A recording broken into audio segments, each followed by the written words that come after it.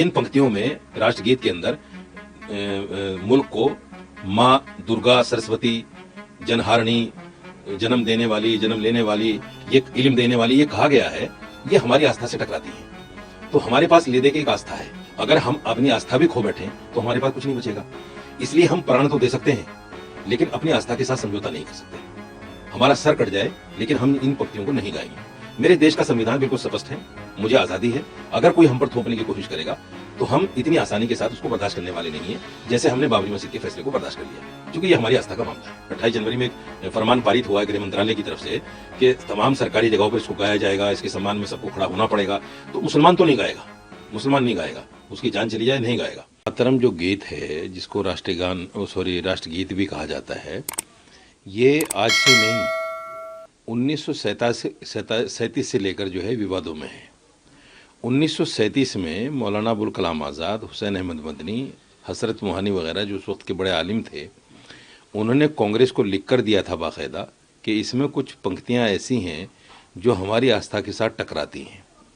तो 1937 में कांग्रेस ने एक रेजोल्यूशन पास किया और कहा कि हमने ये पंक्तियां हटा दी हैं, आज़ादी में ये पंक्तियां नहीं गाई जाएंगी जो मुसलमान की आस्था को चोट करती हैं। उस वक्त वो मामला ख़त्म हो गया।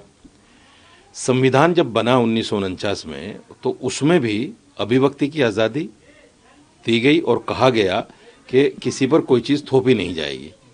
2016 में राष्ट्रगान को लेकर एक मुकदमा सुप्रीम कोर्ट में आया तो सुप्रीम कोर्ट ने कहा कि राष्ट्रगान के लिए अगर कोई खड़ा भी नहीं होता है उसके सम्मान में तो भी उसको देशद्रोही नहीं कहा जा सकता। तो मेरा स्पष्ट मानना यह है, और जितने भी मुसलमान आलिम हैं, कि जिन पंक्तियों में राष्ट्रगीत के अंदर मुल्क को माँ दुर्गा सरस्वती जनहारिणी जन्म देने वाली जन्म लेने वाली ये इल्म देने वाली ये कहा गया है, ये हमारी आस्था से टकराती हैं। तो हमारे पास ले दे के एक आस्था है। मुसलमान के पास सरकारी नौकरियां तो है नहीं, मुसलमान बहुत बड़े कारोबारी तो है नहीं, ले देकर हमारे पास आस्था है। अगर हम अपनी आस्था भी खो बैठें तो हमारे पास कुछ नहीं बचेगा। इसलिए हम प्राण तो दे सकते हैं लेकिन अपनी आस्था के साथ समझौता नहीं कर सकते। हमारा सर कट जाए लेकिन हम इन पंक्तियों को नहीं गाएंगे। सरकार इसमें बुरा माने भला माने, मेरे देश का संविधान बिल्कुल स्पष्ट है, मुझे आज़ादी है।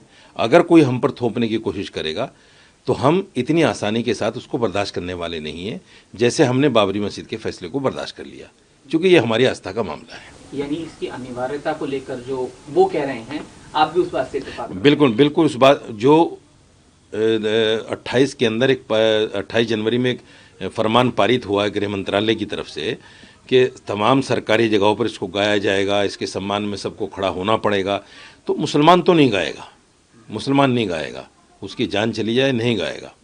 और मौलाना अरशद मदनी साहब ने जो कहा है, उन्होंने कहा है हम सुप्रीम कोर्ट जाएंगे इसकी अनिवार्यता को लेकर।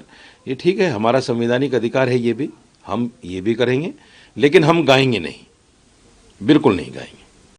अगर आप ये वीडियो YouTube पर देख रहे हैं तो हमारे चैनल को सब्सक्राइब कर बेल आइकन दबाएं, और Facebook पर देख रहे हैं तो हमारे पेज को लाइक करें।